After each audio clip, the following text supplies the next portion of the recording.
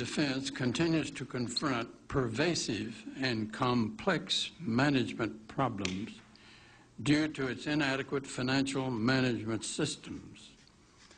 This can greatly diminish the efficiency of the military services operations.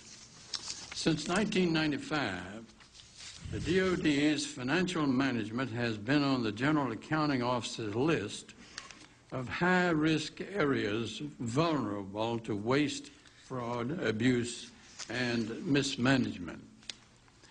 While the Department has made progress in a number of areas of its financial management operation, no major part of DoD's operations has yet been able to pass the test of an independent financial audit.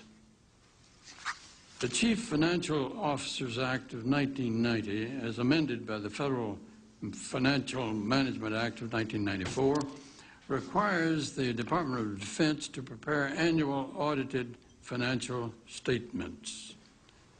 Nevertheless, 10 years after the enactment of the CFO Act of 1990, the Department of Defense has yet to receive a clean audit opinion on its financial statements.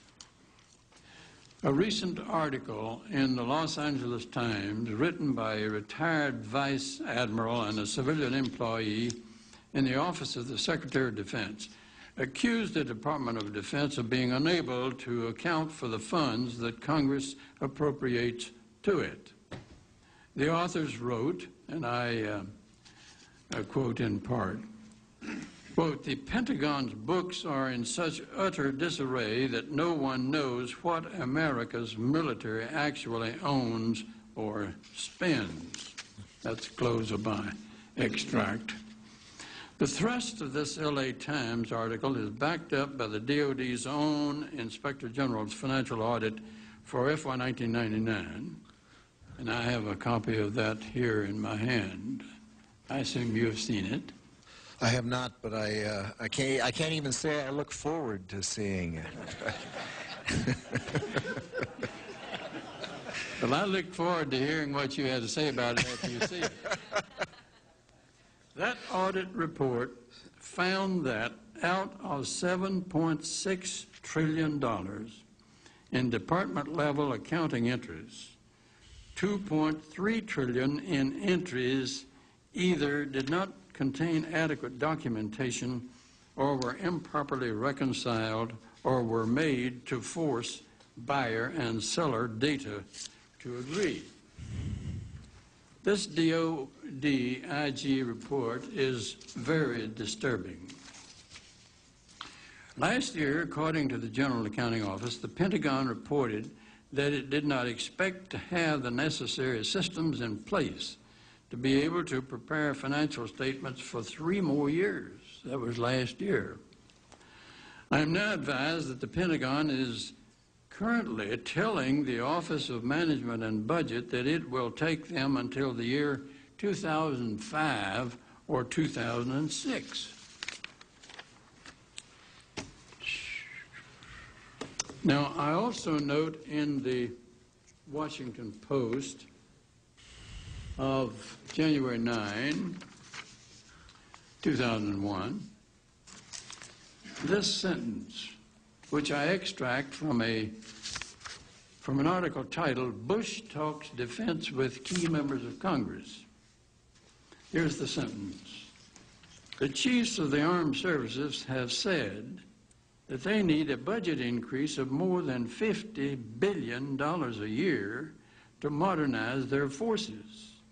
That figure dwarfs the $4.5 billion in added defense spending proposed by Bush during the campaign."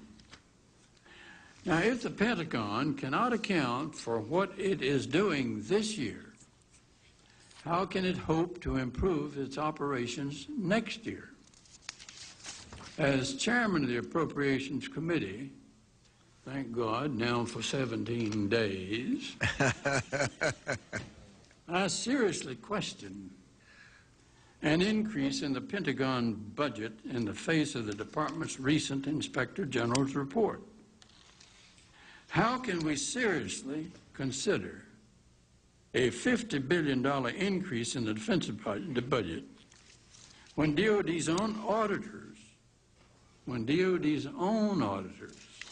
say the department cannot account for $2.3 trillion in transactions in 1 year alone?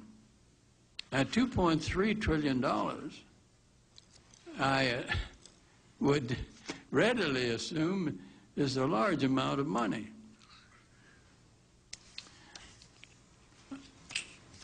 According to my old-style math, there have been 1 billion minutes, give or take a little, won't make much difference, since Jesus Christ was born. 1 billion minutes. And according to that same old math, $2.3 trillion, which the department can't account for in 1 year alone, would amount to $2,300 per minute for every minute since Jesus Christ was born. Now perhaps we can begin to understand the magnitude of $2.3 trillion. So why is this happening? Of course, I wouldn't expect you to be able to answer that question. The state of affairs didn't occur on your watch, but you're inheriting. Now, my question to you is, Mr. Secretary, what do you plan to do about this? Decline the nomination.